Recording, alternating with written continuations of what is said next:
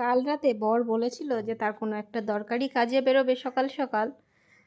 তার জন্য আমি সকালবেলা উঠে একটু রান্না বসালাম যাতে সে একটা তরকারি আর ভাত খেয়ে যেতে পারে। কিন্তু সে তো খাবে না। যে খাবে না তুমি তাকে খাওয়াবে কী করে? সে আমায় বলেছিল 9টা সাড়ে 9টা, আমার কিন্তু 9:45টার মধ্যেই রান্না হয়ে গেছিলো। আর সেও কিন্তু 9:45টার দিকেই বাড়ির থেকে রেডি হয়ে বেরিয়ে গেছিলো। তবে তখন আমি বললাম যে খালি মুখে বেরোবে, তাই ভাবলাম একটু ছাতু গুলে দিই, তাই একটু ছাতু গুলে দিলাম। সে ছাতু খেয়ে বেরিয়ে গেল। আর যাওয়ার সময় বলে গেছিলো পাশের বাড়ি থেকে একটু মাংস এনে রান্না করতে। তাই ছেলে আর আমি চলে গেলাম মাংস আনতে। আর ছেলেকে বললাম ফুলটা নিয়ে যা, এই দিদির বাড়ির থেকে আমরা ফুলটা নিই। আর দিদি দিয়েছিল একটা পাকা কাঁঠাল, সেটা নিয়ে ছেলে বাড়ি আসলো। আর আমি পরে মাংসটা নিয়ে এসেছিলাম। আর ছেলে বাড়িতে থাকলে এত বায়না ধরে যে সকালে ভাত খাবে না, তাই দিয়ে দিলাম আম মুড়ি।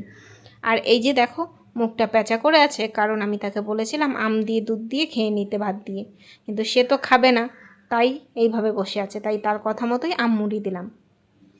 আর তার বাবা তো খেয়ে গেল না, তাই আমিই সকালে খাওয়া দাওয়া কমপ্লিট করে নিলাম। আর তারপরে যেহেতু মাংসটা এনেছিলাম, মাংসটা রান্না করতে হবে, তারপরে বসিয়ে দিলাম মাংসটা।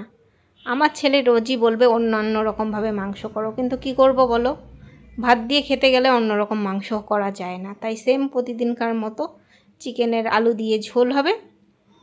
আর ছেলে বাড়িতে আছে, তাই ওর জন্য একটু কয়েক পিস কষা মাংস তুলে দিলাম।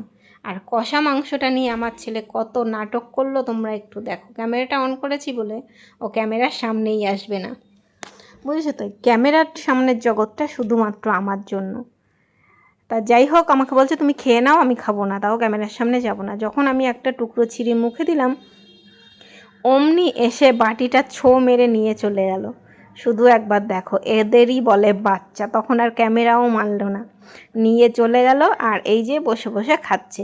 যখন স্কুল থাকে তখন তো আর দিতে পারি না, তাই এখন স্কুল নেই যেহেতু, তাই ভাবলাম একটু দিই। আর যেহেতু কাঁঠালটা এনেছিলাম, তাই ভাবলাম ঠাকুরকে দিই। তবে ভিডিওটা এই পর্যন্ত, আবার দেখা হবে নতুন ভিডিওতে। ততক্ষণের জন্য সবাই ভালো থেকো।